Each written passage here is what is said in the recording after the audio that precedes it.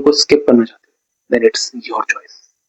लेकिन अगर तुम इस वीडियो को पूरा देख लेते हो तो आई एश्योर यू कि तुम्हें कम से कम ये तो पता चल ही जाएगा कि तुम कौन। बढ़िया लग रहा है सुनने में? तो बस अगले 1 मिनट में मैं तुम्हें ये विश्वास दिला दूंगा कि तुम्हें कुछ नहीं पता।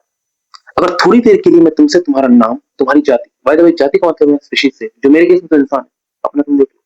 तो अगर थोड़ी देर के लिए मैं तुमसे तुम्हारा नाम, तुम्हारी जाति, तुम्हारा वंश, तुम्हारा कुल, तुम्हारा खानदान, तुम्हारा सपना, हर वो चीज जो तुम्हें इस दुनिया ने दी है वो छीन लूं या टेम्पररी तुम्हारा उससे कनेक्शन काट दूं और फिर पूछूं कि तुम कौन हो।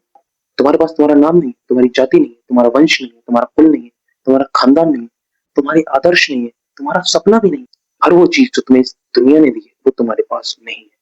अब बताओ तुम कौन हो। पैदा होते ही तुम्हें एक जाति मिल गई, एक वंश मिल गया, एक कुल मिल गया, एक धर्म मिल गया। दुनिया ने तुम्हें एक नाम दे दिया, एक सपना दे दिया, एक डर दे दिया, एक पहचान भी दे दी, ऐसे आदर्श दिए जिनसे तुम्हारा वंश चलता है। पर क्या यही तुम्हारी डेफिनेशन है? अगर जिस वंश में आज तुम हो, जिस घर में तुम हो, अगर उसमें ना होकर किसी दूसरे घर में होते, किसी दूसरे वंश में होते या फिर किसी दूसरी स्पीशीज में होते, इंसान ना होकर बंदर होते, तो क्या फिर भी तुम्हारी यही डेफिनेशन रहती? तुम तो तुम हो ना, लेकिन कुछ किरदारों के बदलते ही तुम्हारी डेफिनेशन बदल गई। तो क्या तुम्हें अब भी लगता है कि तुम्हें पता है कि तुम कौन हो, या फिर वही हो जो दुनिया तुम्हें मानती है, या फिर तुम नहीं मानते? स्कूल में गए तो पता चला कि मार्क्स से पहचान होती है, तो मार्क्स लाने में जुट गए। स्कूल कॉलेज के बाद जब सोसाइटी से आमना सामना हुआ तो पता चला कि पैसे से पहचान होती है। स्टेटस उसी का होता है जिसके पास पैसा होता है, तो पैसा कमाने में जुट गए। पर क्या इन सबके बीच तुम्हारी असली पहचान अभी भी जिंदा है? और अगर है तो क्या है वो? कौन हो तुम?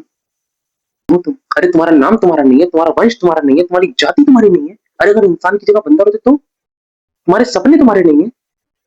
ना कहने से पहले सोच लेना एक बार। और तो और तुम्हारी खुद की सोच तुम्हारी नहीं है। बहाने मत बनाओ, तुम्हारी सोच तुम्हारी नहीं है।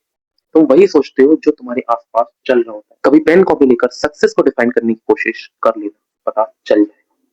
तुम्हारे आदर्श तुम्हारे नहीं है। हर वो चीज जो तुम्हें इस दुनिया ने दी है, जिसे तुम अपनी आइडेंटिटी मानते हो, वो तुम्हारी नहीं है, वो इस दुनिया की है। And here the question exist, who are you?